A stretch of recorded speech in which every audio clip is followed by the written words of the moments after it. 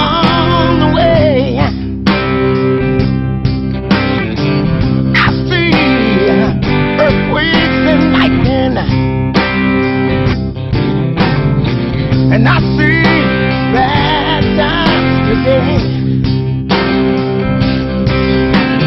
Don't go out tonight, it's bound to take your life. And there's a battle on the rise. On the first lecture in this class, I said some things about how the world is exceptionally strange, and that one of the functions of education, if you're taking it seriously, which I can tell you are, is to try to develop the ability to see through all the craziness, which of course masquerades as perfect sanity. So once again, over the weekend, we have a number of entries, and we need to turn to the courses in Principal Guru, the Cheshire Cat from Alice in Wonderland, in which there's a quote a while ago from an analyst about American history.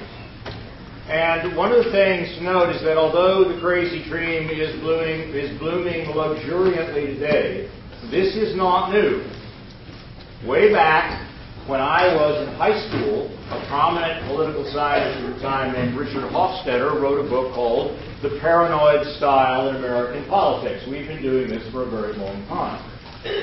One of the things I like about this particular formulation that's on the slide up there is that there are two things going on. One is some kind of deep cultural phenomenon that you can analyze in lots of different ways, and that's certainly part of it. But also, there is deliberate and conscious manipulation of those cultural forces for, to put it bluntly, narrow, greedy private interests.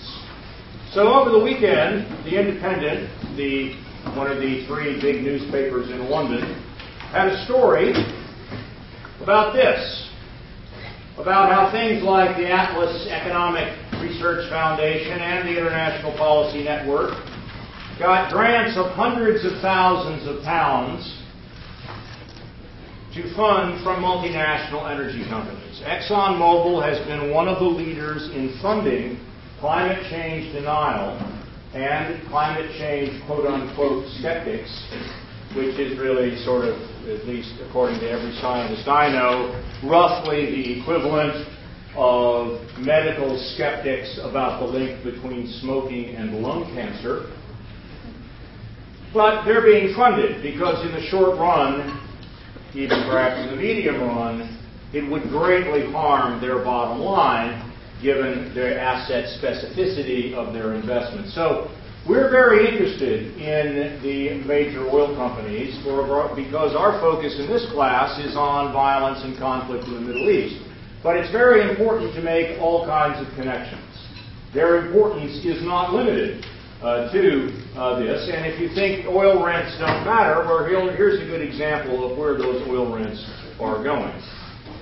Here's a man, Bob Ward, who's the policy director at the London School of Economics, talking about that this is really based on a kind of ideology that is, and that's my underlining, opposition to any environmental regulation of the market.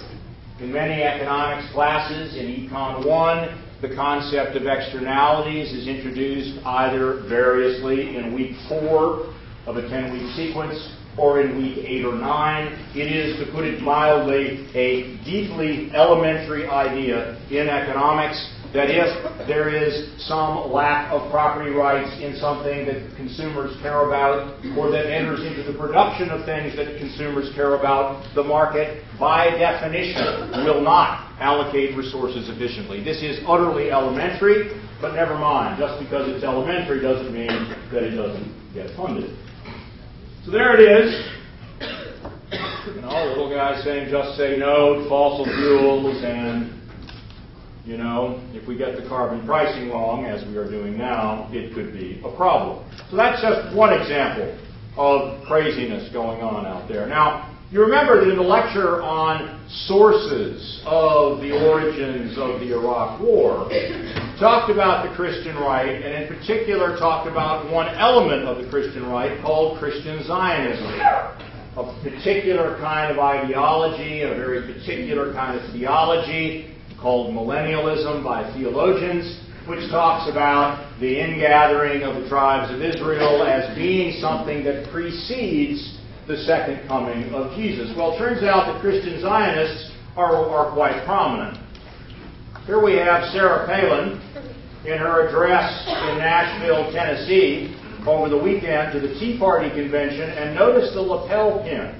There's an American flag on the right, and that's an Israeli flag on the left. This is not from some left-wing or Palestinian group. This comes from the Washington Post. So this kind of notion is very widespread and very powerful in the United States, just because the 2008 election went in a way that seemed, from my judgment, rather sensible. Remember, in politics, nothing is ever over. It always continues. Another thing about Ms. Palin is her Palm Pilot, right there. And what we have is energy as the number one thing.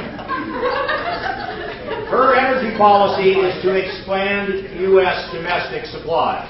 You already know how delusional that is. You've already seen, and we'll see it again today, notions of the United States as the most thoroughly geologically explored place on the planet, in which production started declining in the early 1970s when, as we shall see today, oil prices shot up to unprecedentedly high records. Well, budget cuts, taxes, and then there's this thing here, lift American spirits. What does she mean by that? These are the three most important. I made none of this up. Okay, you can confirm all of this online. Trust me. And what was this? And remember, we laugh, but this person is a serious candidate for the presidency of the United States. Right? Beware of this sort of thing. What did she mean? That the third most important thing would be for Congress in general to start seeking divine intervention in the country. Divine intervention, everyone will have their own specific opinions about, but as a source of public policy, I think it is, to put it mildly, a rather dangerous idea. And remember, Sinclair Lewis, long ago, the great American novelist, had this to say about fascism coming to America. One last note. In the Delusions rising inexhaustibly category. Today we're going to do a lot of talking about the rise of OPEC, and what it meant, how to understand it, and what its consequences were. In today's New York Times op-ed page, there is a gentleman, one Adam Lowther. He works for the United States Air Force. And he talks about the idea that somehow, his assumption, which I'm not going to talk about, he assumes that if Iran were to get nuclear weapons, all the Arab states would rush to embrace the United States as their protector. To put it mildly, this is deeply delusional, but never mind. Given that first delusional hypothesis, however, he then goes on to talk about a way to break the OPEC cartel. You're going to see that one argument, a second argument, about the link between oil and war, the first one being that kind of peak oil rising demand might give rise to strategic planners wanting to launch wars. A second might be a notion about wanting to break the power of OPEC. And that's sort of the idea. One last thing. Notice the self-righteousness about forcing an end to the sort of monopolistic practices that are illegal in the United States. Well, yes, as we'll see today, illegal sometimes. Were very much not illegal in earlier times, including in the 1950s, and we will see a variety of ways in which this is a kind of special pleading. And once again, Francisco Goya had it right. El sueño de la razón produce monstruos. The sleep of reason produces monsters every time. Okay. Let's talk about the history of oil prices. Now, we don't, from some perspectives, it's not that we care so much about oil prices. Of course we do. But we're using this as a vehicle to understand the history of the international oil business and its consequences. We know that it's a complicated picture, that it fluctuates around, that it goes down in the 1930s, back up in World War II, then down, long period of relative stability, a couple of huge shocks, a collapse, down and up and up and down and around and around it goes. Now this is difficult to think about because there are all these different things going on.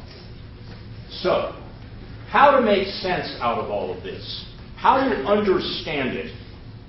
Well, of course, any economist trying to explain price changes says, well, we're talking about shifts in supply and demand, and indeed we are. But then that just sets up the nature of the question, well then, what drives these shifts? And to think about that, we need these key concepts that we've already developed. We need to understand the concept of derived demand. We need to know that the own price elasticity of oil is low, particularly in the short run. We need to know, therefore, that policy, specifically taxes and interventions on the quantity side, on the demand side, are crucial for conservation incentives. We also know that because of the role of investment on both the supply and the demand side, this means there will be considerable lead times required to respond to a price change, and therefore it will take quite a while before the response to the old price change takes place, and in the interim the price may very well, indeed typically has, changed once again. We know that talking about oil requires us to talk about economic rent. Indeed, if you think about this, one way to think about it is that it is a global struggle over these economic rents. Who gets them? Who's going to get them? And how do they get them? And the rent, remember, is this concept of the difference between the cost of production and the price because of some deeply rooted, ultimately geographical, in this case geological, scarcity of this stuff. We know that basically we're talking about a conflict over property rights. We're talking about a conflict over decision-making power and the ability to collect the rents. Because we're talking about a conflict over property rights, we are necessarily talking about politics. If you think about it for just a moment, and those of you who've taken previous econ classes with me will know, it's not possible to talk about a market without previously defining property rights. And property rights are almost always and everywhere underwritten by the state. It is the state that enforces property rights. So, of necessity, we are talking political economy when we talk about oil. We're also talking, if we look at the specifics of this game of a conflict over huge rents and decision-making power over this enormously valuable resource, valuable because of these huge rents, we know that we're talking about a process of the formation of cartels and then their erosion. There have been a series of these cartels. They have formed and they have eroded due to pressures, both internal and external. And we're going to go through that again today, looking at the formation and then the internal pressures, the pressure to cheat by members, external pressures, essentially either on the supply side, entry of new producers, or on the demand side, in the sense that consumers and their governments may respond by implementing policies that foster conservation. Specifically, the market structure is, and long has been, an oligopoly with a competitive fringe. The oligopoly is the cartel, and the competitive fringe is everybody else. The competitive fringe provides a source of the external cartel problem, and so that's simply a slightly more focused way of talking about this process of cartel formation and erosion. Not only is this political economy because we're talking about a struggle over property rights, but also it's political economy because throughout several key actors are sovereign states, or at least states that aspire to sovereignty in one way or another. And the last thing to think about, particularly relevant for the last 10 years or so, is that the price of oil is an asset price.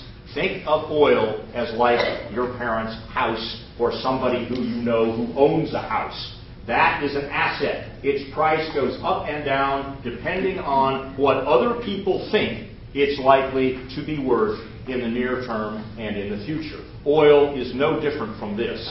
This means that the price of oil, like the price of any asset, is fundamentally determined by people's expectations about the future. It also means that the price of oil cannot ultimately be understood apart from financial markets, because it's an asset, it's traded, it's speculated in, and so all of these things we have to bring together in order to talk about. Now, we saw last time that in thinking about the oil business, it was necessary to separate the United States from the rest of the world.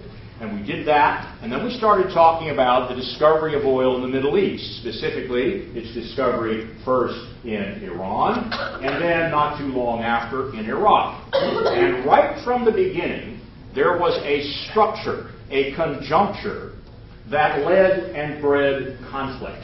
From the beginning. This is really crucial in making sense out of this. We Americans know next to nothing about this, but we had better learn, because people in the region know all about this. They know that from the very beginning there was conflict, and they felt that their sovereignty was being trampled upon in various ways, so it's absolutely essential for us to make sense out of this.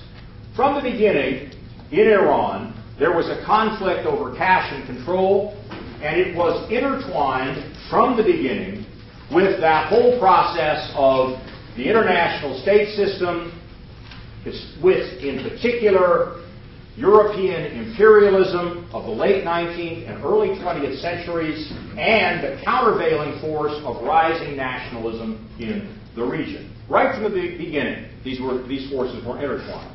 The government royalty, so the government share, was calculated in a way that left essentially 16% at best to the government. But I say at best because what costs were was determined exclusively by the British company, and that company did not allow the Iranians to see the books.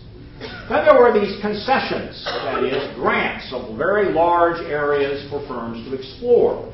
Companies had exclusive development rights over very large areas for very long periods of time, during which the companies were tax exempt. This was a problem for the governments, because remember, states are always looking for revenue, particularly states that are in the process of trying to consolidate their own monopoly on violence. We'll talk about that extensively when we look at Iran and Iraq, and as a kind of negative case, Afghanistan and Saudi Arabia, to look at the way in which oil revenues or their absence played a role in state formation by a state trying to become a modern state. But for now, just notice and flag this as something important for the future. There were other issues: payments, cash, accounting procedures, arbitration arrangements, what to do with natural gas. In short, lots of conflict built in from the beginning. That's Iran. This matters today, okay? Because the Iranians have forgotten none of this. As we'll see today, there are other more recent events which they have equally not forgotten. What about Iraq? Again, from the very beginning, there were conflicts. The Iraq Petroleum Company was set up as a consortium, a joint venture of various companies, but these companies were different. Some, the big ones, Standard Oil, British Petroleum, and Shell, were major companies. There were other smaller ones.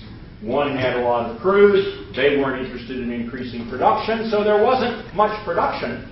And this joint venture, although it had signed a contract with the Iraqi government, did not deliver what they had promised. These were renegotiated in 1931, and we'll see later this is a very tumultuous period in Iraqi history. But there were no significant exports until 1938. So here's a rising group of modernist elites in Iraq who are divided amongst each other, as we'll see, but who can see one thing for sure. The country has a very valuable resource which is not being developed by Westerners, and there's a whole period of some 20 years where nothing happens, and this, to put it mildly, is something that they are going to be determined to do something about. How is a cartel made? In the interwar period, there were two arrangements to manage the internal cartel problem. The Red Line Agreement and the As-Is Agreement. This was an agreement, basically, to say, well, everybody who's producing in Iraq will all do it under this joint venture. Nobody will go outside of this joint venture. It's a way to control production inside of this area, which, with the exclusion, well, which excludes Kuwait, but was essentially the idea of what the Ottoman Empire used to be. So this was the Red Line Agreement. It was designed as a way to restrict supply. This is on the run-up to the Great Depression, and there are discoveries being made. There's downward pressure on the price of oil, so any cartel seeks to hold the price up, so they need to find ways to take oil off the market. Notice how this oil consortium's desire to take oil off the market then was part of the reason why you get conflict with the locals in Iraq and Iran who want to expand the amount of production. It's a second agreement, the so-called As-Is Agreement, which was a way of stopping a price war. They were afraid that prices would keep falling, so they set up a system in which companies would explicitly collude, explicitly cooperate, explicitly exchange information to divide the market and restrict competition. How did this work? Okay, first, this is typical of these kinds of cartel agreements. There was a division of the market at the time. And the big players said, okay, we're going to stop fighting with each other. We're going to stop trying to take shares from each other. We'll accept given shares as they are. Then we'll just make a formula for which source of supplies which market. So again, we try to get around the temptation of the internal cartel problem of one actor to cheat on the other. So they set up this system. It was called a basing point system. And the companies also met regularly to exchange information about this. And they set this up in a very gentlemanly way by having Sir Henry Dieterding, shown here, who was the chairman of the board of Shell Company. He invited Walter Teagle, who was the chairman of the board of Standard Oil, and Sir John Cadman of British Petroleum, to his castle in Scotland to shoot grouse and to make deals to rig the market. So this was an explicit cartel agreement. So what? Plenty so what. First, it shut down considerable worldwide production capacity, by some estimates up to a third.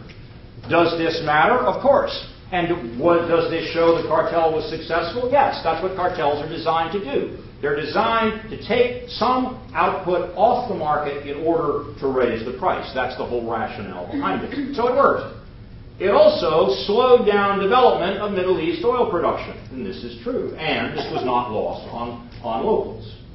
Thus, by 1939, Middle East production was only about 5% of total oil production in the world. It's a feature of taking oil off the market and pushing up the price, one, and two, restricting output in one area, that then other areas where the control is maybe a little weaker will accelerate, like in U.S. and Canada, and this, as I've mentioned, antagonize the Iranians and the Iraqis. So that's the interwar cartel. But remember, in thinking about business competition, everything is dynamic. Nothing is forever. There is always the internal cartel problem, and even more significant, there is always the external cartel problem. So let's see what happened. This cartel and the subsequent cartel post-World War II of the major oil-producing companies, when, as we'll see, they managed to put the cartel back together and make it even stronger, largely managed to solve the internal cartel problem. And they did this with a variety of institutional arrangements that we've touched on before and we'll review again. But the internal cartel problem wasn't such a big deal. It was the external cartel problem that proved most difficult. So what was this? Well, until 1927, the British were dominant even in Saudi Arabia. Now, the Kingdom of Saudi Arabia, as we'll see, was recently formed. It had not been called that before. It was united under a man, Ibn Saud. And he formed a kingdom called the Kingdom of Saudi Arabia, and it was still, the British had preponderant influence. Now, there was a New Zealander, one of these wildcat explorers, a guy named Frank Holmes, and he got a bunch of concessions in Bahrain, in the Persian Gulf, and also from Saudi Arabia. But he couldn't get enough money to launch the exploration from cartel member companies because they said, well, this is breaking the deal. We have this internal cartel arrangement. They didn't call it that, of course, but that therefore we don't want to have any changes, so we're not going to listen to you. So here's this guy, enterprising, swashbuckling, he's got these concessions. What does he do? He sells them. He sold them to Gulf Oil, which was a member of the cartel, but Gulf said, well, we can't really use these, and they sold them to Chevron, Standard Oil of California, which was not a cartel member. And thus begins the erosion of the cartel. Now, the UK was preventing non-British firms from going into the Gulf. They thought of the Gulf as a lake. They thought of it as crucial to the defense of the Indian Empire. They had long maintained preponderant influence. Indeed, the United Arab Emirates, before it became an independent country, was often called geographically the so-called trucial states. What's the truce? The truce is between the British Navy and the local rulers, that they did an agreement where foreign policy basically was ceded to the British and they retained control over domestic affairs. So the British were always very interested in this, and they wanted to maintain it. But, so Chevron did an end run around this by using its Canadian affiliate in order to do something. And what were they doing? This is the rise of a little company called CALTEX, which no one has ever heard of except historians, but which is crucial because it is the precursor of a very important actor in the history of the international oil business. So in May of 1932, in the depths of the Great Depression, Chevron found oil in the Kingdom of Saudi Arabia. Now, Chevron was one of these so-called crude-long companies. That means they had more crude than their refinery capacity could process. So this crude didn't do them much good, so the question is, well, maybe we can find a partner who's crude short, who has more refining capacity than they have crude, but that company has got to be outside of the cartel, and sure enough, they found such a company in Texaco. Texaco no longer exists, but at the time it was a crude short company. So they do a deal and formed CALTEX, Standard Oil of California, Texaco, CALTEX.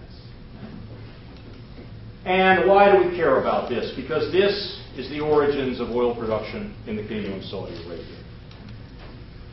During World War II, the British paid the king a subsidy to leave their allies, whom King Saud had chased out of Mecca and Medina in the Hijaz, and chased up into Jordan, where they became the kings of Jordan and also the king of Iraq. Now, as we'll see, there is a social movement called Wahhabis by their people who don't like them, called Unitarians by themselves, but very strict, a certain particular, very rigid interpretation of Islam. And these guys were raiding into Iraq, which at that time was controlled by the British. So how to stop this?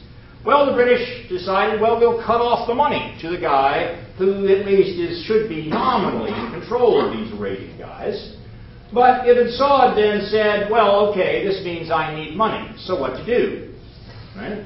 Chevron in 1933, which was already in Saudi Arabia, got possession of that concession that originated with the New Zealander Holmes, who then passed it off to Gulf Oil, who then sold it on to Chevron, and they got their hands on this.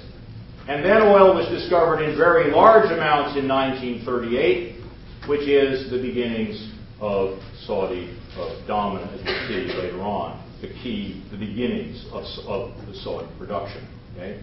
This company, CALTEX, was renamed Aramco in 1944, the Arabian American Oil Company, which was a consortium of major oil companies until 1974, 5, 6, depending on who you believe or exactly how you count, and after which had become entirely and wholly owned by the government of the Kingdom of Saudi Arabia. What happened in World War II? Well, first let's look at the Saudis, because this Saudi-American connection is absolutely essential in thinking about the region. The House of Saud had money problems. Low level of oil production, well, it's World War II. It's difficult to move the stuff around. And World War II also dramatically curtailed the Hajj, the Muslim pilgrimage, which happens once a year to the holy city of Mecca, which was a major source then as now of income for the Kingdom of Saudi Arabia. So in January of 1949, Ibn Saud demanded an advance of royalties. In other words, don't pay me the royalties after you get the money. I want next year's royalties now. Well, that could be a cash flow issue for a company, although not so much for one this big. So what to do? FDR was at the time giving direct aid to the British, although the United States had yet to enter World War II, and this aid was called the Lend-Lease program. And the U.S. used the Lend-Lease program as a way to funnel money to Saud through the British. But this alarmed Chevron, because Chevron knew about the as-is agreement, they knew about the Red Line agreement, they knew about this cartel, they wanted to compete with this cartel, and so they went to Washington and said, whoa, Mr. President, don't do this. Don't funnel the money, because then the British will screw us, and we're an American company. Don't do this. And so FDR said, makes sense to me, and transferred the money directly from the United States to the Kingdom of Saudi Arabia. So, the direct government-to-government connections between the United States and the Kingdom of Saudi Arabia start here. It starts way back in World War II. Now, this was very much a marriage of convenience then as now. We define the defense of Saudi Arabia in World War II as the same thing as that this was in the American national interest.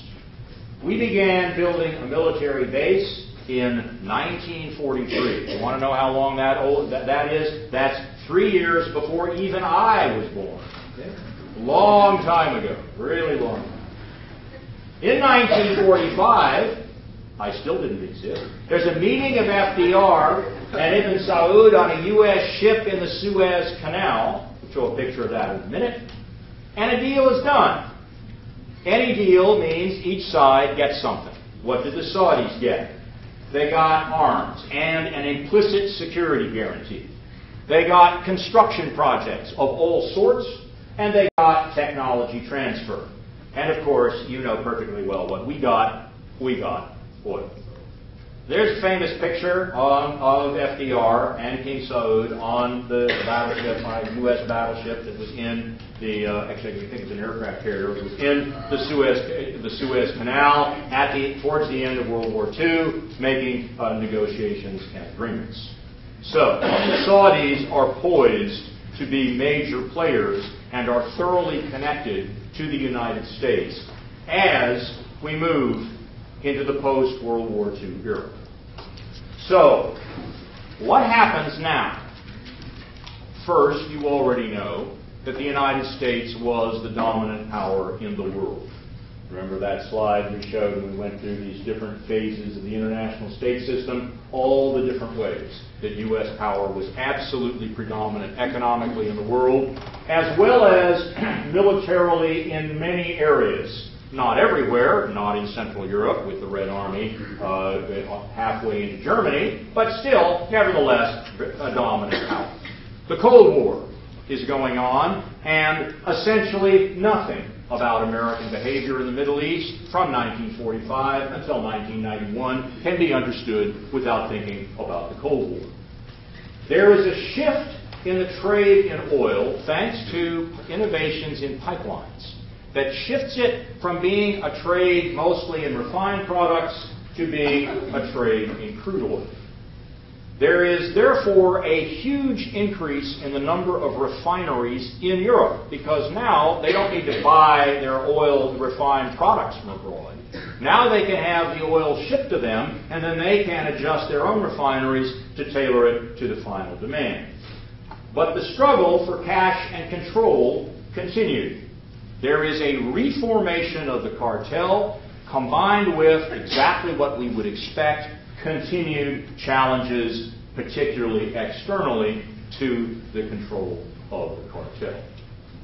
Now, Saudi Arabia posed a problem for the cartel, to put it very mildly. Here we have these major players, Exxon, Mobil, they were separate companies then, Shell and BP, two American companies and two British companies, so that's a British-Dutch company. Remember, Exxon is Standard Oil of New Jersey, Mobil is Standard Oil of New York, so we have the hand of John D. goes to John D. Rockefeller, is alive and well from the very beginning in this business. But here's Caltex. Here is Chevron, Standard Oil of California, and Texaco that are outside of the cartel and have access to what very quickly became known to be a real El Dorado of petroleum. So what to do? Join them. Get in and make a deal. Why did this deal happen? Partly economic, partly political, as is typical in thinking about developments in the international oil business. These big four companies had some very important advantages. They were bigger than the other two companies.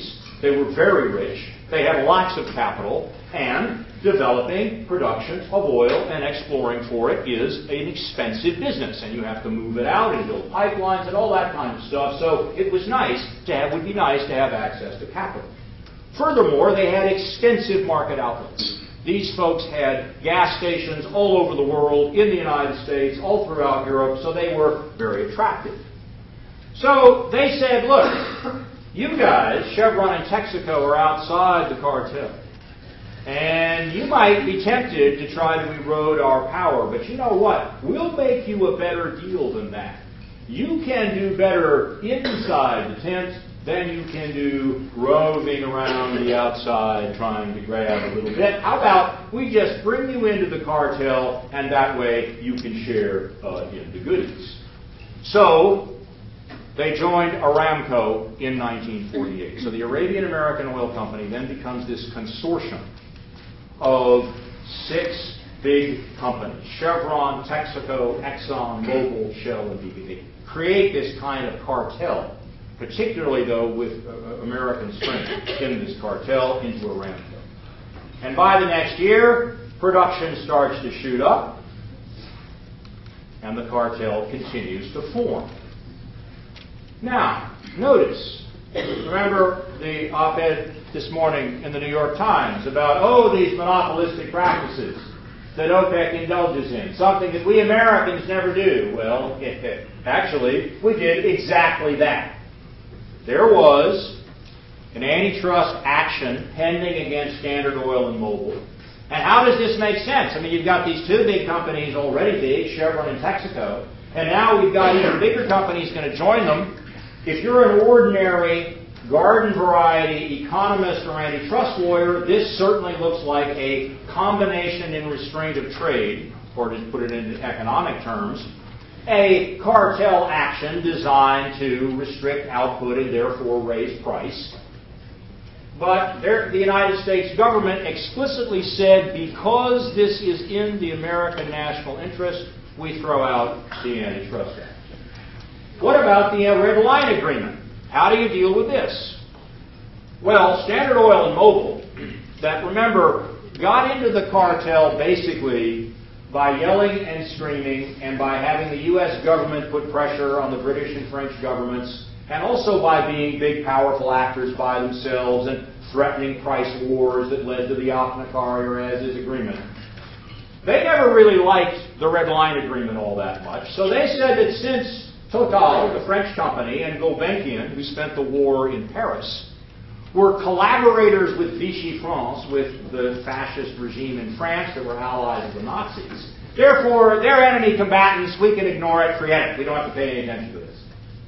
The British said, whoa, wait a minute. We don't like this. We like the Red Line Agreement. And their firms had got their government to say, we're going to threaten suits and disclosures. We'll talk about all the ways we're sharing information. And the American public tends not to like those kinds of things. This could cause you trouble back home.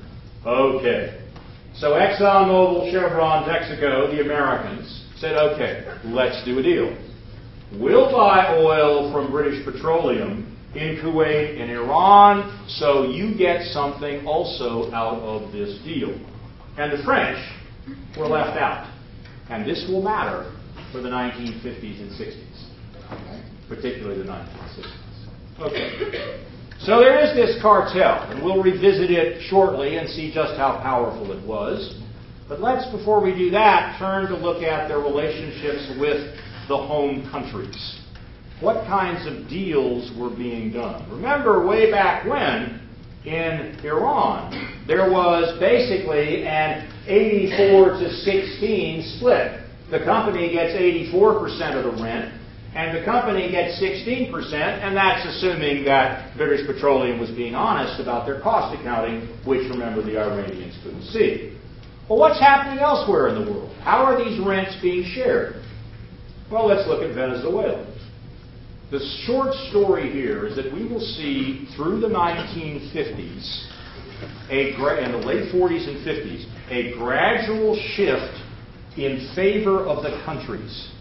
And this, what we'll see throughout this post-war period, from 1945 to 1974, is a gradual shift in the balance of forces away from companies in favor of producing countries that ultimately will lead to the complete destruction of the old private sector cartel and its replacement by a cartel of sovereign states. How did this happen? It began in Venezuela. Venezuela doesn't feature very prominently in lots of American discussions about the oil business, but it should, because the Venezuelans have long had oil. They are a major supplier to the United States, and they have always been very active inside of the councils of petroleum exporting states. Because they tended to have higher levels of technological expertise, they often supplied that expertise to other countries, including countries in the Middle East. They matter a lot. They had a change in government in the in the 1940s, early 1950s. And the oil companies were scared by this. They thought that the new guys were radicals. Now, it turned out they weren't, actually. But this is a recurrent thing that the United States has done over and over again. In 1965, Lyndon Johnson thought that the government of Juan Bosch, who was a sort of social democratic liberal in the Dominican Republic, they thought he was a communist. They overthrew him. Anyone who knew anything at all about the Dominican Republic at the time knew that this was nonsense, but never mind. There's this typical kind of notion in the United States that any even vaguely reformist politician in Latin America is somehow a Bolshevik who's bound to threaten basic interests. And remember, in politics, perceptions matter just as much, if not more, than any quote-unquote reality. So the fact that the companies thought this guy was a radical was all it took. Thinking he was a radical, they said, well, we've got to stave this off, and so they agreed to a 50-50 split of profits, which is the first time that there was a split of just taking it and dividing the pie in half. That's how it starts. And then it spreads. It spreads to Saudi Arabia. Here, the United States government facilitated this shift. Why would we do this? We had a number of problems. The formation of Israel, which had, then as now, considerable U.S. domestic support, was a problem for U.S. foreign policy in the Arab world. So how to do this? So one way to do it was, at the same time, this is the Cold War era. We had all kinds of fears of communism and radicalism. What to do? Solution? Have two foreign policies. One foreign policy that's the public official foreign policy, and another foreign policy that's basically run by large multinational oil companies. And this was a way that the United States tried to finesse this kind of strategic problem. Now, if you're going to do this, you need to give the companies something, right? Companies don't do things for nothing. Okay? They're private sector actors. They're answerable to their shareholders, to the board of directors, et cetera, et cetera. So something had to, what were they going to get? They were going to get a tax break, a major tax break. The United States government allowed the oil companies operating in Saudi Arabia to treat their payments of royalties to a foreign government, to the Kingdom of Saudi Arabia, and get U.S. tax credit for it. Here's a little simple bar graph that tells you it's a form of covert foreign aid from the point of view of the U.S. government. And this is what it looked like. In 1950, taxes paid by Aramco, and remember, Aramco at this point is simply a set of companies, largely American, and it's being split between the Saudis and the United States. The law is changed, the United States gets very little, and it all goes to Saudi Arabia, and this is done by therefore they then also are happy to switch to a 50-50 split, and so by 1954, 50-50 split was the rule throughout the Middle East and elsewhere in the world. But, and it's a huge but, there was one gigantic exception. Iran. In Iran, the split was still 80-20 in favor of the company, which in the case of Iran was not a consortium, it was a single company, British Petroleum. Okay. So, you're an Iranian. You might, of course, be a nationalist. Most people are nationalists. You're informed. You know that oil is a major source, indeed one of the major source, of your government's revenue. And you look around the world and you see everybody else, including the folks right across the Gulf in the Kingdom of Saudi Arabia, whom, for various reasons we don't know about yet, you don't like at all.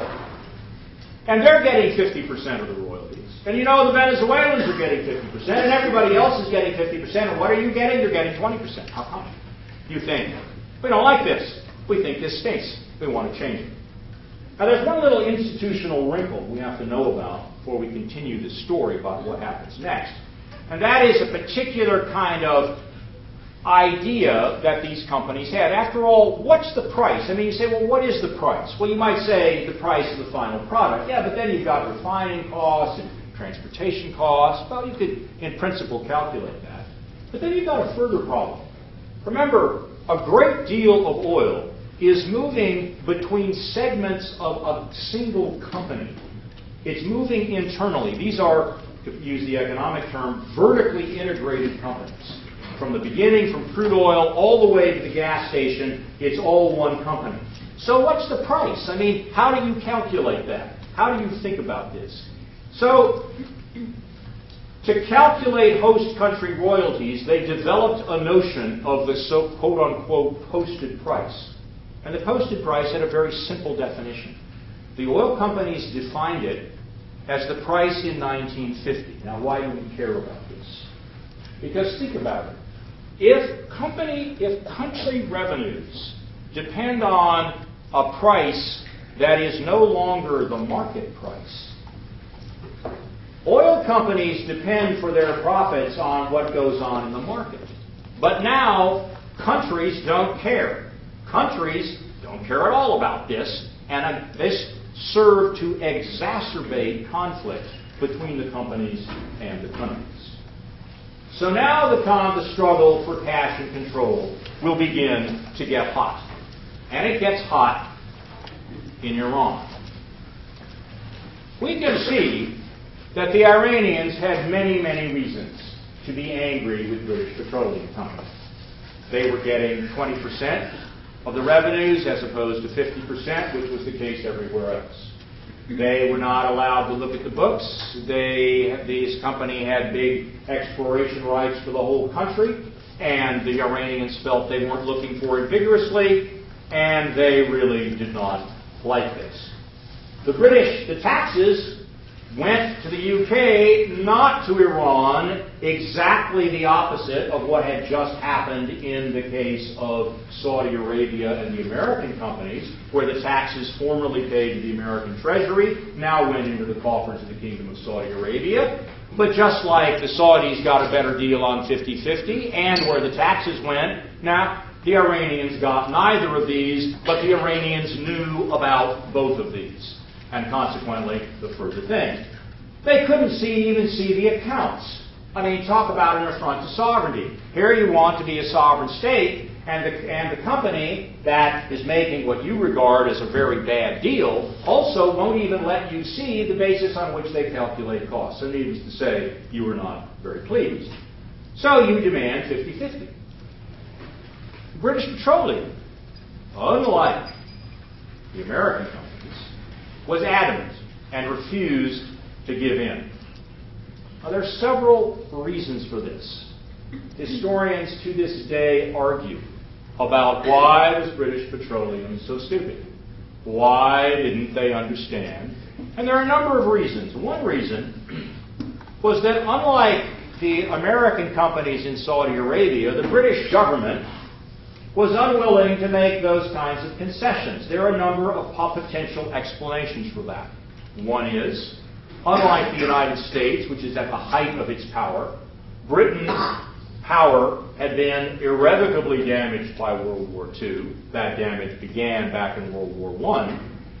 And the country was in debt. It had lots of problems socially, domestically, economically, and the government was not very inclined to do a deal. Second reason was the rising power of the Labour Party, which was the party of trade unions and the northern workers in the north of England, especially in coal mines, things like this. And this party was not at all friendly to British Petroleum, which was the preserve of the British aristocracy and very wealthy types. So there was a kind of class conflict component inside of Britain to the failure to do a deal. And last, but probably not least, it is a feature of declining empires that they never know what's happening until it's too late. The British had a kind of set of personalities. The head of British Petroleum was an old-style school imperialist. They had this whole culture of empire that had been built up over generations, largely in India, but then extended to elsewhere in the world. Here's an example of how they looked at it.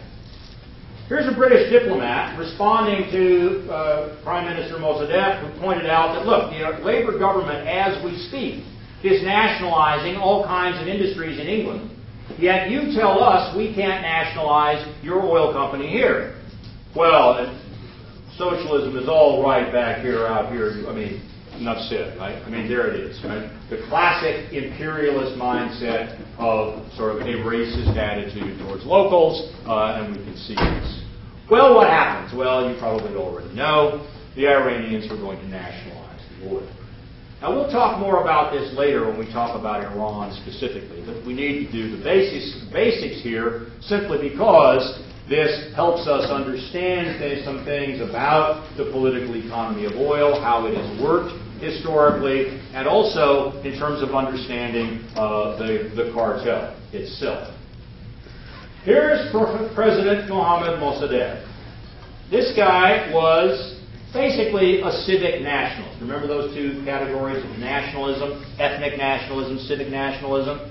He tended to be a kind of civic nationalism. He believed in various kinds of liberal principles derived from various ideas in Europe, mixed with various liberal Islamic ideas. And he was very much an anti-imperialist. He thought that Iran had been pushed around by the British and the Russians, and he didn't want this to happen anymore. This dispute between the Iranian government and British Petroleum goes back and forth and back and forth, and finally in 1951, Mossadegh nationalized the Iranian oil company. This was hugely popular in Iran. The people in Iran loved this. It's like, at last, and finally, these foreigners are not going to push us around anymore. Unfortunately, the timing could not have been worse, because very shortly thereafter, indeed a few months after this, a little while later, Eisenhower and the Republicans take over the executive branch of the United States. Now, why did this matter? Well, this is kind of a sidebar, but the American ambassador at the time, until he was recalled under the Republicans, was an Irish American. Now, Irish Americans are not known for their love and support of the British Empire, right? I mean, quite the contrary. Been fighting the British Empire for many generations. So this guy's name was O'Grady. Grady thought, well, hey, they're nationalizing this oil, and we can work with these people. This isn't so bad, right? but he will be removed for reasons that we will come to understand. So what happens next? So the Iranians nationalize the oil. Other companies boycotted Iranian oil. British Petroleum increased production in Iraq. Remember that they have these facilities in Iraq. So the companies were able, first, to not buy crude from Iran, but then they can get the crude they need from elsewhere, like in Iraq.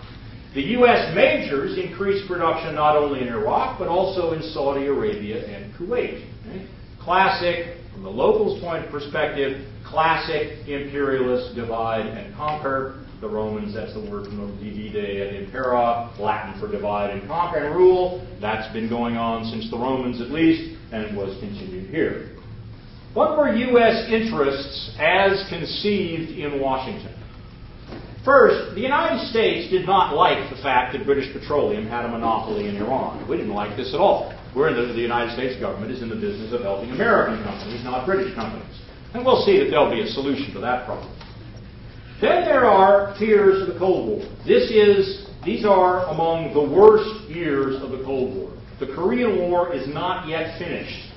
The Soviets had just gotten nuclear weapons. Hysteria ran rampant in the United States. It was the heyday of the McCarthy era. The Cold War was raging everywhere, not least in the minds of Americans and in the minds of the American political class. So the notion was that the Soviets were somehow behind this, and there was a communist party called the Tudeh Party, the Workers' Party. They did support the nationalization of Mossadegh. We'll talk about that later when we talk about Iran. So there was something going on there, but clearly Mossadegh was not a communist, and nevertheless, there was also, last but not least, in John Foster Dulles and the Republican administration, there was a very strong ideology that was opposed to any kind of nationalization. Here are two key players, two brothers, the Dulles brothers. On the left, John Foster, and on the right, Allen. John Foster Dulles was the Secretary of State under Eisenhower, and his brother, Allen, was the director of the CIA. One author, a man named Stephen Kinzer, who wrote a great book called Overthrow, which is a whole series of histories of American overthrow of other governments, said this about John Foster Dulles. He came from, quote, a uniquely privileged background, a long career advising the world's richest corporations, and had a profound religious faith. He was also, quote, a compulsive oversimplifier. Dulles saw the entire world through the lens of good and evil, and good meant us, good meant corporations, good meant the United States, bad meant socialists, bad meant communists, and anybody who nationalized anything was a communist and therefore was evil, so we had to do them in. So what happened? The cartel had huge power. This is what happened to Iranian oil revenues after the nationalized. They collapsed.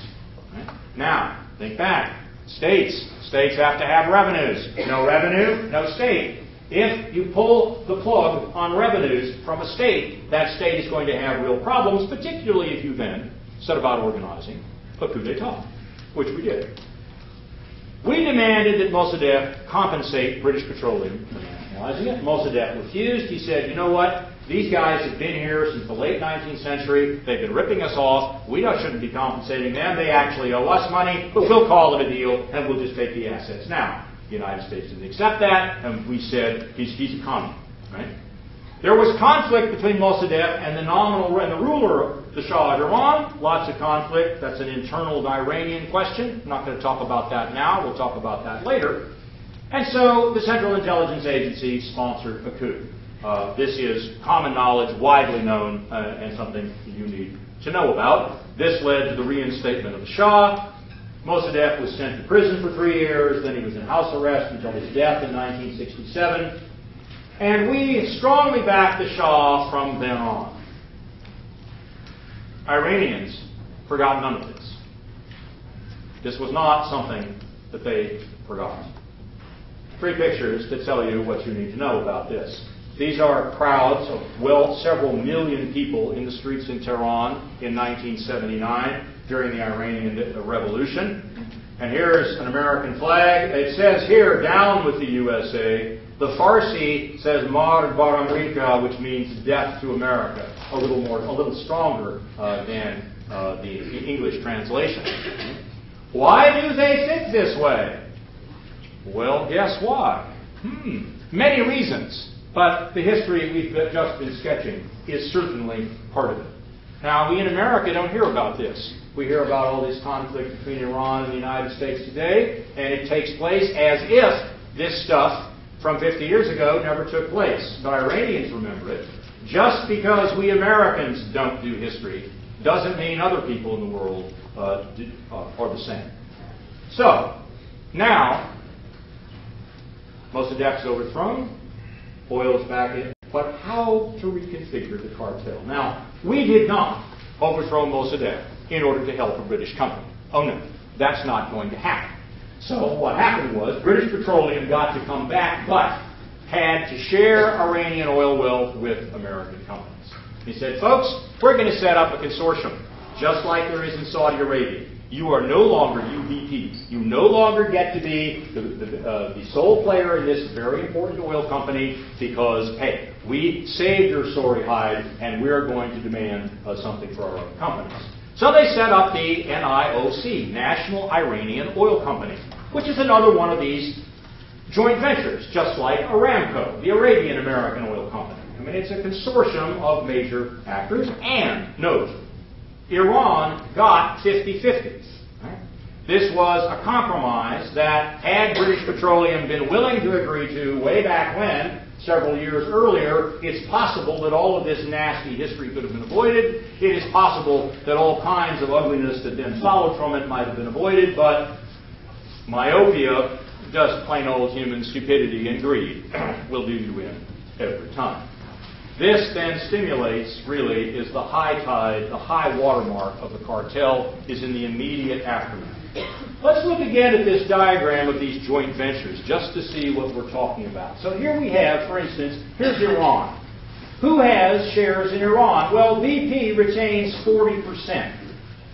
And Shell Oil, another British company, has 14%. So the British still get 54%. They still have a majority, but all the other American companies, Texaco, Mobil, Chevron, Exxon, Gulf, all get 7% apiece. So all of these American companies get back into Iran, and they're all connected. So over here is Aramco with Mobil, and Texaco, and SoCal, and Exxon, and Shell, etc. Right? So they're all knitted together. This led to the concept of Enrico Mattei, the Italian oil minister, of the so-called Seven Sisters of Oil. Who were they? Well, we've talked about them a number of times.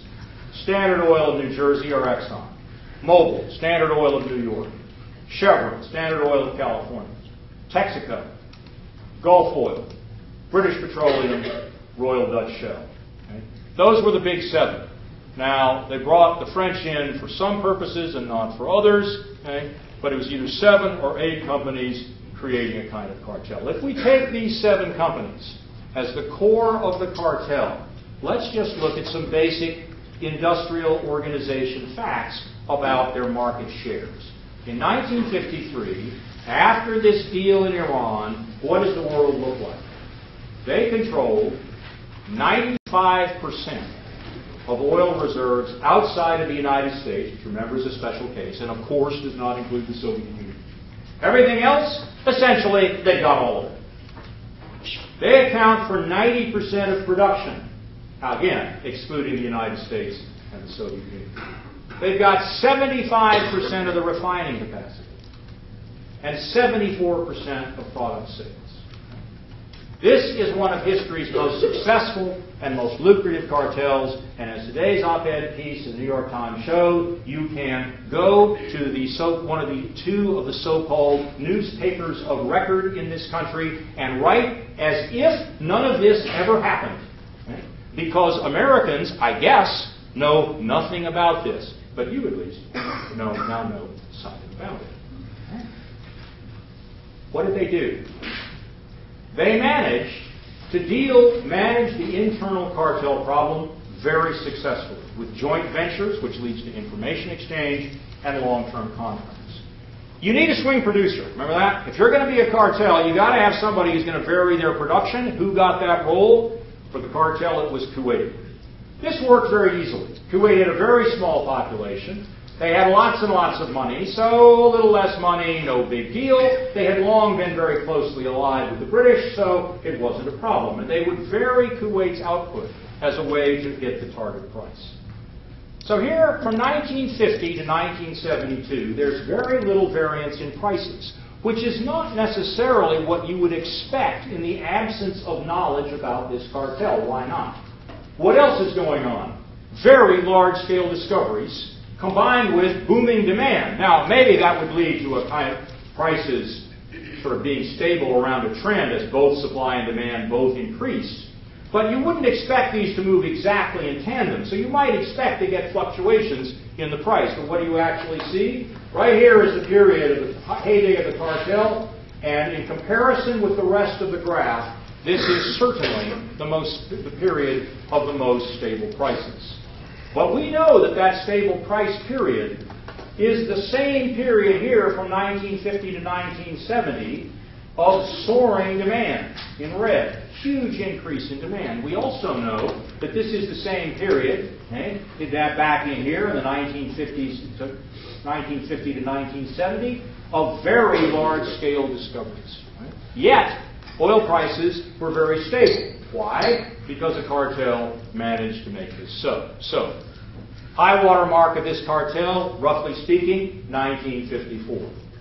And we know that it's basic economics that cartels are not forever.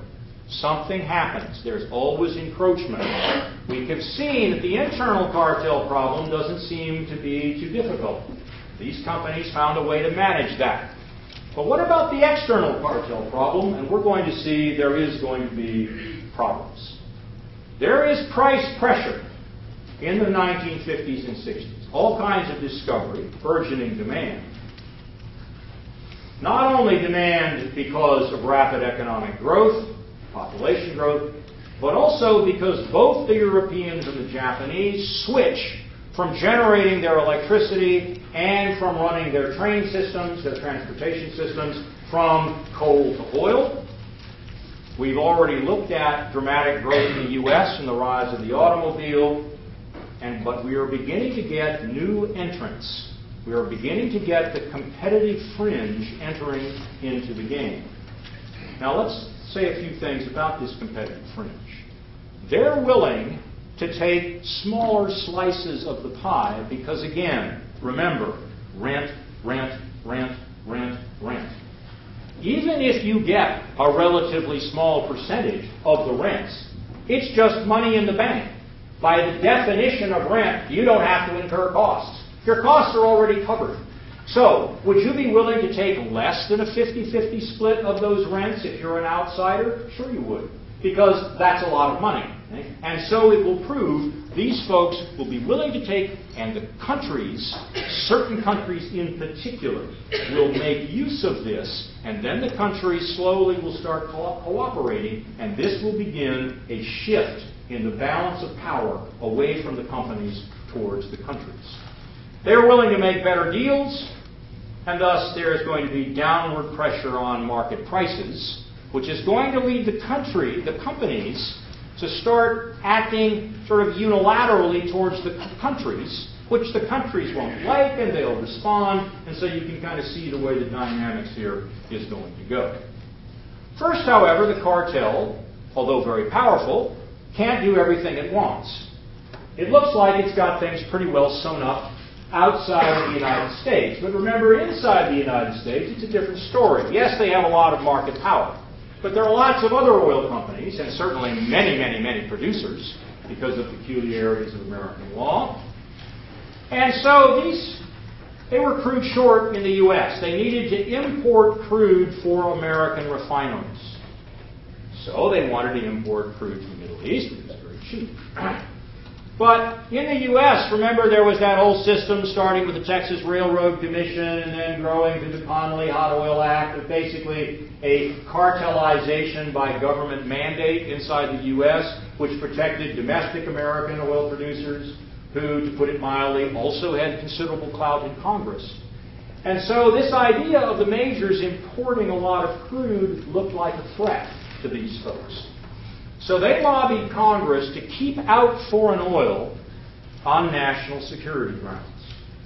And indeed, there was then an oil import quota, which is a kind of restricted trade practice, okay, which fixed imports as a percent of consumption at the U.S. at 12%. Later, historians have referred to this as the Drain America First policy. Okay. 12%, right? It's now 57, 58%. Let's see what happened. You can see what happened. In this period, okay, into the 1950s, into the 1960s, the United States created incentives to pump oil out of the United States as rapidly as possible. If you believe that the oil in the ground in the United States was just given by geology, and we should believe this, then, of course, this accelerates the depletion of American reserves, which had already been produced for a long time. So, some people have called it the Drain America First policy. Right? What did this do? Well, in the first place, it increased prices to U.S. consumers. This, in turn, ultimately led to a series of Senate hearings that divulged, put into the public record a lot of the information that I use in this lecture and that people have used. There's a lot of Senate reports and investigative reports about the nature and the functioning of the international oil cartel. It split the United States off from the rest of the world market, and because the largest market, which is the United States, because access was now restricted because of the U.S. Congress, this creates pressure on these multinational companies, when more and more oil is being found in the Middle East, as we've seen from the discovery charts, to find other places to sell this, and this will lead to two things. It will lead to downward pressure on prices internationally, and also will mean, hey, we don't want to give these governments so much, we're going to cut prices. And it drained America first. So, let's talk about this external cartel problem and entry that starts happening in the late 50s and 1960s. A number of different players. The French. They were kept out of Aramco, which, to put it mildly, was something that annoyed Charles de Gaulle. They found oil in Algeria, which was the first major area to find oil that was outside of the control of the major oil companies. So, a discovery outside of the control of the cartel. Typical kind of phenomenon that takes place. In 1961, shortly after oil was discovered, Algeria got independence. This was after a long and exceptionally vicious war of independence in which 1 million people are estimated to have lost their lives. It tore apart France. There was large-scale street fighting. I mean, like real wars without guns, but everything else in the streets of Paris and most major cities over this. It led to the fall of the Fourth French Republic and its replacement with the Fifth Republic, which continues to this day, set up by Charles de Gaulle. It was a huge deal. One of the reasons why the French finally decided to get out, there were many reasons, largely domestic under de Gaulle. One reason was that the Algerians said, okay, if you get out, we'll let your oil companies come in here to this newly discovered oil. Okay, it's a deal. Done, says de Gaulle. And although Standard Oil was also present at the time and now, in 70% of this production was outside of the hands of the cartel. So, entrant number one. Entrant number two, Libya. Libya, at the time ruled by a man named King Idris, did deals with independents like a company called Occidental Petroleum, headquartered in Los Angeles, run by a man of German extraction named Armand Hammer. Half of the oil in Libya was produced by independents because King Idris, although widely regarded as corrupt, was wily enough to realize that doing deals with this big multinational cartel, this is bad for you. Okay? So there are these other folks willing to take our oil. Well, why not do a deal with them? How about these folks from L.A. and this nice German man? What about that? Let's do a deal. Okay? And so they offered generous terms. The royalties, importantly, were calculated on the market price, not posted price. Now remember, the posted price is the price in 1950. We've seen reasons there's going to be downward pressure on prices. Kind of tough. If the oil companies, if the cartel cut their price, then they still have to pay the percentage based on 1950 to the government. So in effect, by cutting the market price, then they incur losses. So there are some constraints on the majors cutting prices. But for the independents, no such problem, because their share is calculated on market price. So therefore, they are much more willing to cut their prices, which is what you want to do anyway if you're a part of the competitive fringe and you're trying to break in and you're trying to increase your market share against the big folks. That's what any competitive company tries to do. And so they were set up in a position to do this. Third problem for the cartel, the Italians. They expected to be included in the National Iranian Oil Company, but just as the French were excluded from Aramco, but then the French got included in the National Iranian Oil Company, the Italians didn't even get into the National Iranian Oil Company, so this made them angry. They did get some offshore rights, and again, because they're an entrant, and because they regard themselves as not part of the cartel, it's the ENI, Ente Nazionale Idrocarburi, the Italian National Oil Company, is owned by the Italian government at the time. And so consequently, they're willing to make deals. They agreed with 75-25 split of profits in favor of the company. Then, in this case, the Iranians are an actual partner. So you can see what's happening here. You see the way that this competition, pure old, simple economic competition between an oligopoly and a competitive fringe, but in a context of imperial rivalries, history of nationalists that feel they have been affronted, how these things interlock such that the deals that are made increasingly favor the countries. It's a kind of dynamic whereby control will ultimately shift entirely to the countries away from the companies. And this guy, Enrico Mattei, was a dedicated opponent. He hated the big oil companies. He's the one who coined the phrase the Seven Sisters. He would do anything he could to try to undermine. And then last but not least, the Soviet Union. The Soviets re-entered in the late 1950s after recovery, such as it was in World War II. And again, they offer price discounts to the Europeans. Lots of members didn't like this, Cold War, etc. The Scandinavians, especially the Swedes, were not members of NATO. They said this is fine. The Italians, for reasons we've already talked about. So what happens? What happens is that the growth of supply exceeds the growth of demand, which means in any market there is downward pressure on prices.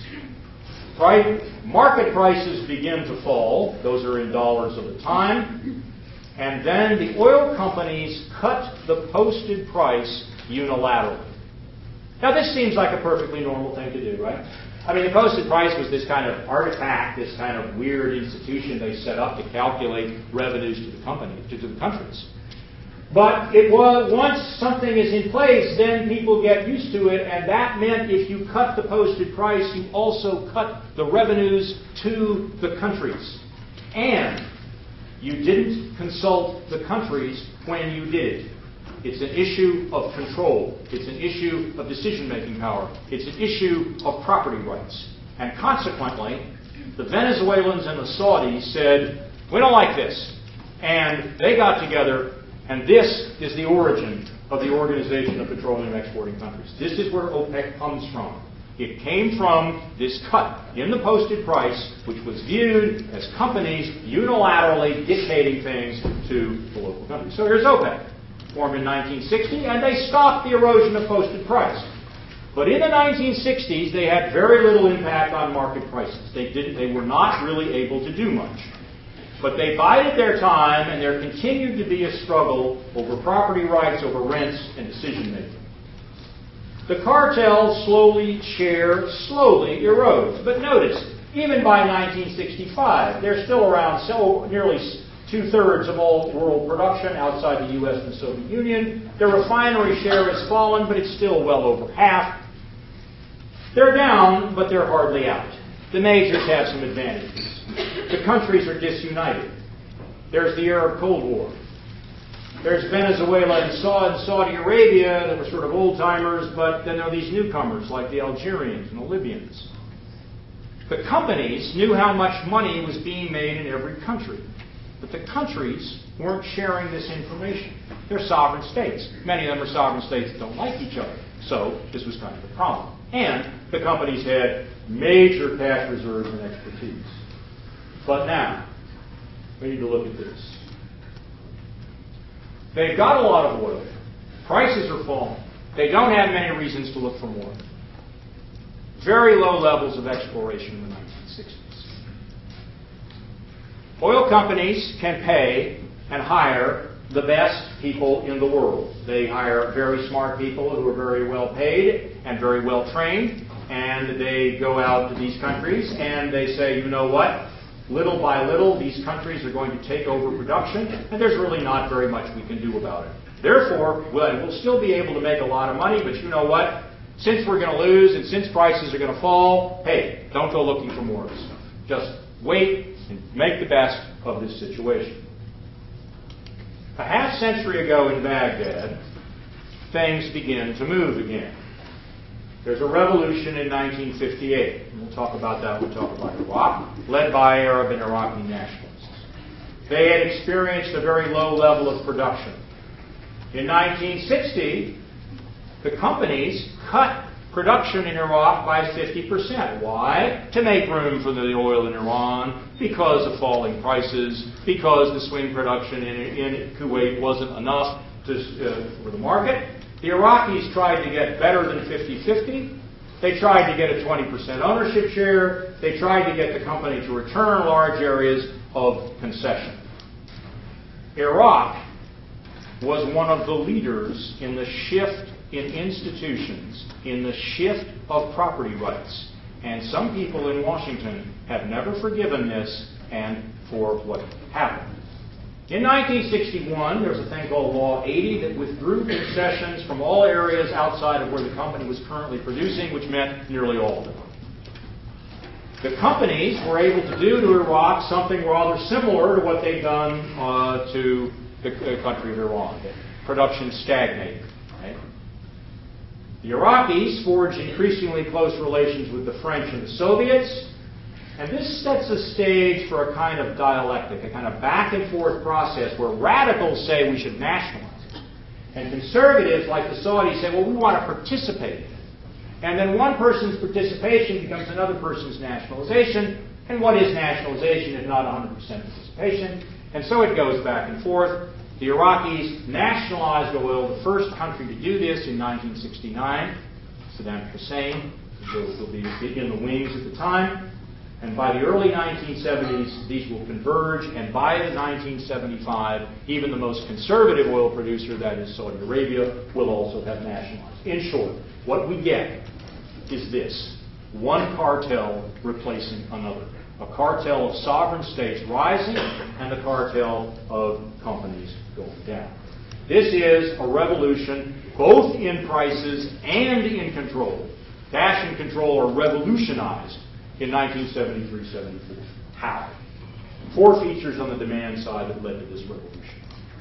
Increased dependence on imports. No short-run alternative to OPEC oil. Very low price elasticity, and all of these offered OPEC opportunities if they could find a way to seize it. And there is a shifting balance of power here. What were the advantages OPEC held as the 1960s progressed? Increasing demand, rapid economic growth in general, it varies, but rapid economic growth, and particularly lack of spare capacity. Lack of the ability to have stuff that's there, ready, and can expand production because you've already made those investments. If you operate near to maximum capacity in a business where the only way to increase output is with investment, which takes time, which generates lags, then you can't do anything with price change if you need to respond. In 1971, the Texas Railroad Commission basically went out of business. It said it was no longer in the business of restricting production of oil wells in Texas. It said they can produce full tilt. Right? Until 1966, only Venezuela could shut off more capacity than we could replace. But by 1970, this was no longer true. In short, here it is.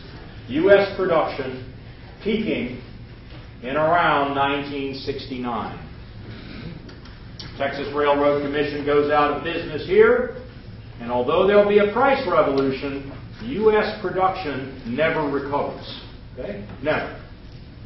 So, interesting. This shift, whatever one may think of peak oil globally, in the United States, it played a role in this fundamental shift in decision-making power in the oil business. So what was OPEC's strategy? Simple. Divide and rule. Same as always. What did they do? They played one set of majors against the other.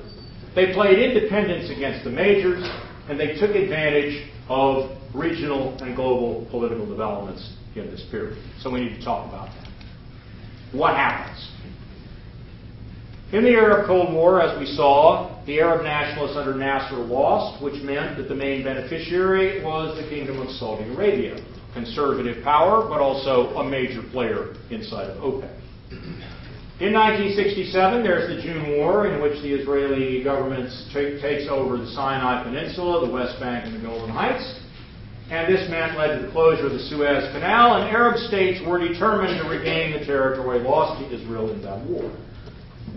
During 1967, the Saudis did not use their oil exports in any way politically, and they were roundly, indeed savagely and vituperatively attacked in the Arab press for not doing anything, and they knew that when another war started, and it was when, not if, they therefore would have to do something. And the Suez Canal was closed, which meant oil from North Africa was now much closer to the European market and thus enjoyed a cost advantage. But oil from the Gulf, which had to go all the way around Africa, was still the key production area. And OPEC was able to use this difference to play a game of leapfrog with the oil companies, as we'll see in a minute. And there's some other political trends. British power is declining, and the British abandoned the notion that they can be an imperial power, and they withdraw from, as they put it, east of Suez. But the United States at the time is preoccupied with the Vietnam War, so what to do? All of a sudden the British, that used to be the sort of power general saying we're in charge of the Persian Gulf and anybody who comes in here will shoot them, but they go away. And we can't do it. So we have to find proxies. It looked like, we now know this was delusional, but it looked like the Soviet Union was getting stronger. There are these radicals in Iraq. There are some threats in the Gulf. There's a communist revolution in southern Yemen. They're moving into the United Arab Emirates in a region called Dhofar. So Nixon, the president at the time, looked for local proxies. Well, the Israelis will be one of them, but they have a lot of problems. But the Shah of Iran, he looks good, and Saudi Arabia. So in effect, the idea was, well, stability will be guaranteed by our allies. But these same allies are the same folks that are seeking a bigger share of cash and control in the oil business. So this makes the United States government rather reluctant to try to block them because, after all, they're our guys on the ground. So makes a problem. Okay. So, splits inside of OPEC. Price hawks, price doves. Basically, Iran, leader of the hawks. Used to be that people just said the reason for this depends on your oil reserves. It's kind of a shaky argument. But the basic notion is, do you want a lot of money right now? You're a price hawk. Or do you want to make your money at lower prices but for a very long time way out into the future? Then you're a price dove. Saudi Arabia then is now leader of the doves. Iran is leader of the hawks. Then there are these radicals. Iraq, Libya, Algeria. Conservatives led by Saudi Arabia. And there's a dynamic, a dialectic between them. When the nationalists, when the radicals make various nationalistic attacks on the conservatives have to find a response. And one of their ways of responding is to say, you guys accuse us of being traitors to the cause of Arabs and Muslims. You're wrong. We're just doing it differently. We're just smarter than you are. We're just trying to get our hands on the big bucks. So just chill out and let us pursue our strategy, and it'll work out fine. Thank you very much. Muammar Gaddafi, shown here, an exceptionally, shall we say, eccentric political leader, comes to power in 1969. This is a country where the independent oil companies are very important. There's a very small population. The Suez Canal is closed. They also have high-quality oil. They have a radical government, so their threat to nationalize was very credible. So what do? There's a thing called in the history of the oil business the Libyan breakthrough. The Algerians and the Venezuelans say to the Libyans, you know, there's been this windfall because of the war between the Arabs and the Israelis in '67, the closure of the canal, prices shoot up just momentarily, you companies get it, we want to share. The Libyans say, increase the posted price, and they split Occidental, the independent, against Exxon. They split the independents against Shell. We were afraid of nationalization, we were distracted, and the majors caved in. And then OPEC played leapfrog. Works like this.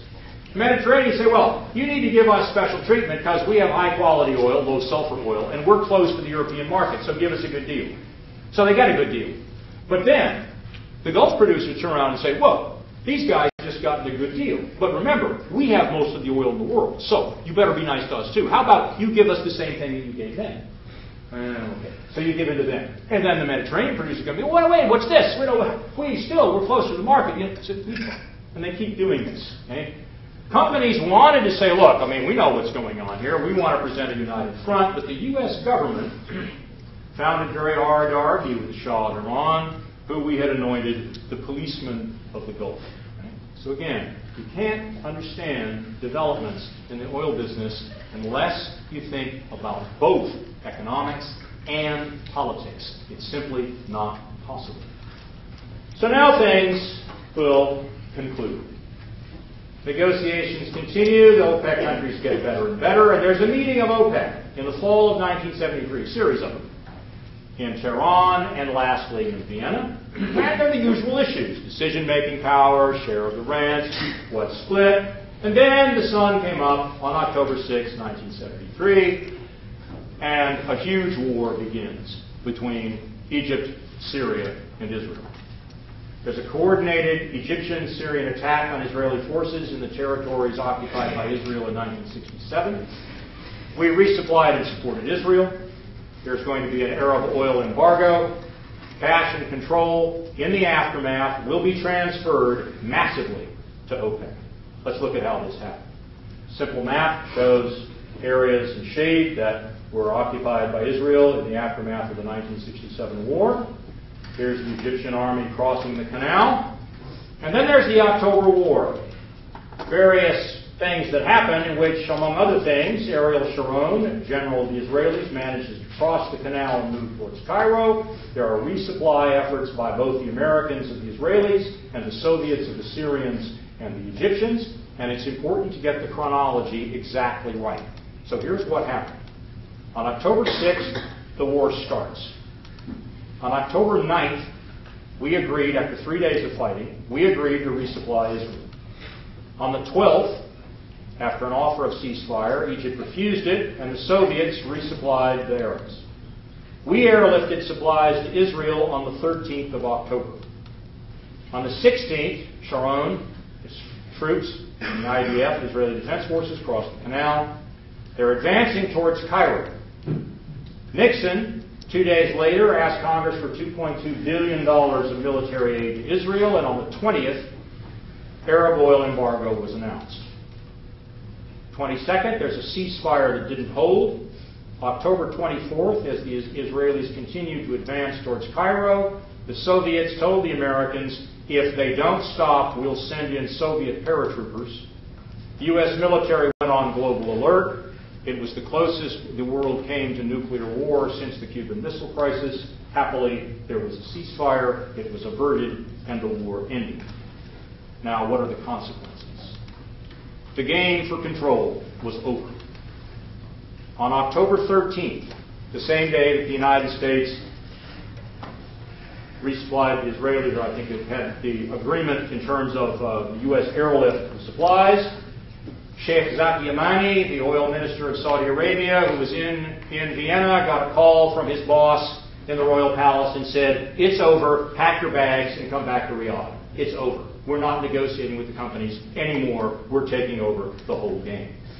From that point on, it is the countries and not the companies that make all decisions on prices, exploration, production, you name it.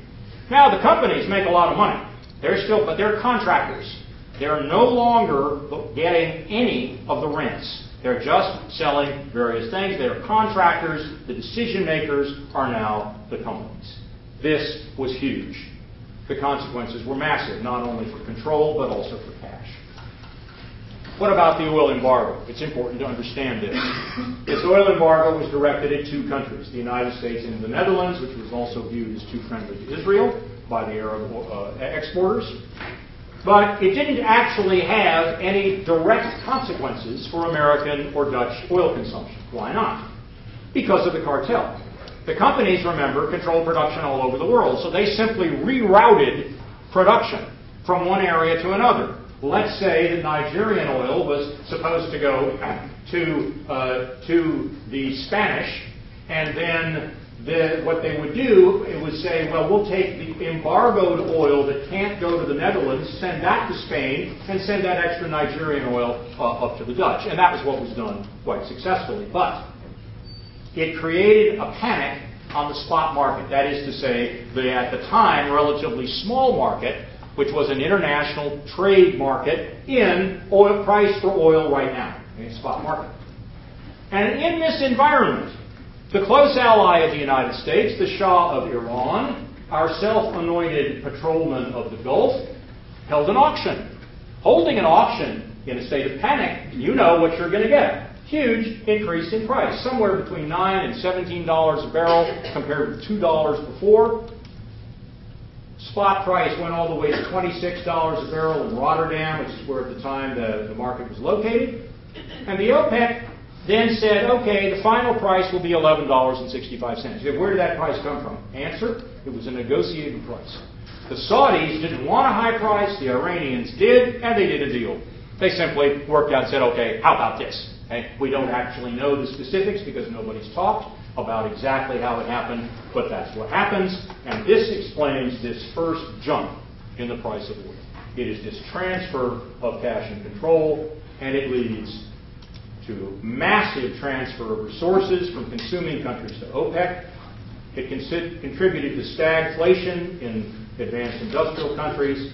The Europeans and the Japanese passed on these price increases to their consumers. They also increased taxes, creating a whole series of additional policy instruments to encourage conservation, increasing R&D. They did all kinds of sensible things. What did we do? Well, we did nothing. We maintained, in the face of an increase in oil prices of over 400%, we did nothing.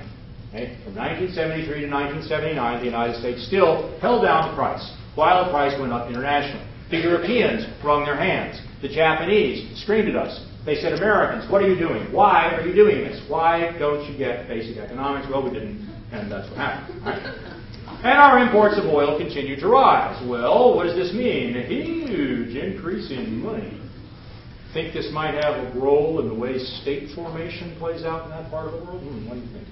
Here was a more than fourfold increase in revenues, okay, going to these governments. Okay. Pretty good. Right? Big jump in revenues. Now, as we'll see, it goes back down, but it has since recovered. And we know that our imports are going to keep going up. So, that's the first oil shock. There's a second one that follows shortly thereafter. Down the lower right, we have the American national bird. It's actually not the eagle. It's the ostrich. We said, do nothing, right? Just do nothing, right? Never mind, there's been a fundamental revolution in property rights. Never mind that the price of oil, this is a crucial commodity, its price has increased in real terms by 400%. Never mind. Didn't happen. Okay? We're Americans, you know, these things don't bother with this. Time to go shopping. So, we ignore it. Political events, again, come up. There's a revolution in Iran. We'll talk a lot about that later, but that's a very big deal. It removed about 2 million barrels a day from production. The Saudis at first made up the shortfall. They're the swing producer now. But There's a conjuncture. Long-term economic interests of the Saudis, fears about their market share, and politics. Specifically, the Camp David Accords between Israel and Egypt, which the Saudis felt, with some justification, did nothing whatsoever to help the Palestinians, led them to quit playing this role, and prices go up again. So the Saudis cut back production. What happens? In percentage terms, it's smaller. It's only a doubling, not an increase of 400%. But in dollar value, it's even bigger. Prodigious increase in government revenues. Never had so much been paid by so many to so few. I mean, lots and lots of money sloshing in. So this is these first two jumps. This jump and then that jump. Notice, in both cases, understanding that increase cannot be done without thinking generally about politics in the Middle East, but more specifically, policy decisions by the Kingdom of Saudi Arabia. They are crucial to what happens, and they get a lot of money. But now, we will have pressures on the other side. Demand pressures. We Americans, as Winston Churchill said, tend to do the right thing after we've exhausted all of the alternatives. I hope that's true. Seems an optimistic view, but I'll go with it for now. Okay? And finally, after something like a half-decade of pretending that Econ 1 was not true, we deregulated oil prices.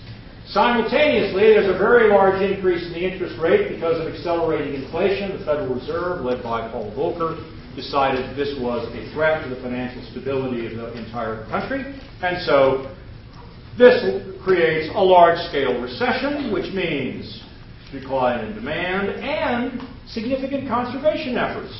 This has happened in the past. Yes, indeed. How do we know? You look at this period of declines in the United States. Here's 1978. Here's 1988. And amounts of energy used per unit of output. And so there was a kind of response. Thus develops an oil glut on the supply side. New sources of oil are being discovered in Alaska, in the North Sea, in Mexico.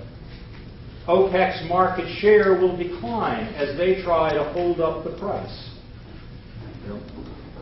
And remember, these guys are the big player. But there's a cost to this.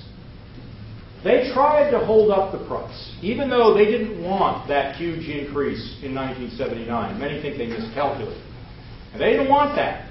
But they tried to keep it up. But by doing this, they lost market share. And then in 1986, for a combination of economic and political reasons, they stopped doing it, at least for a while. Again, an excellent example of conjuncture, and this caused a price collapse. Okay? Here shows the percentage, the market share of OPEC. Here's the market share of Saudi Arabia. It falls in this period of the early 80s as they're trying to hold up. They're acting as the swing producer. And there's this entry. They've got an external cartel problem. They also have an internal cartel problem because these are sovereign states, and folks they suspect, like the Libyans and the Algerians in particular, are cheating on the deals. So it's a problem. So what happens? The crash of 86. The Saudis get tired of it. They open the taps, and in one day, in July, the price of oil fell 40%. They collapsed, and the Saudis were sending a message. They were sending a message to fellow OPEC members, quit cheating. We can hammer you. We're the big player, remember? Don't be an idiot. Okay? Pay attention.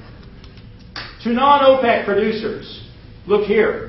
Oh, non-OPEC producers, you guys in the North Sea and Alaska, your costs are way higher than ours. We can put you out of business. We're going to be here forever. We've got the biggest reserves in the world. Don't mess with us, and we'll hammer you. And to investors in conservation technology, like all those nasty little engineers in California, busily working on solar energy at the time, said, look, we can drive you out of business, so go do something else. Don't do this. These are the messages that they sent, and I regret to say most of these messages were received. Only the last message was received. Fellow OPEC members continued to cheat, although they do get a little more discipline later. and they're non-OPEC producers. So there's that next fall.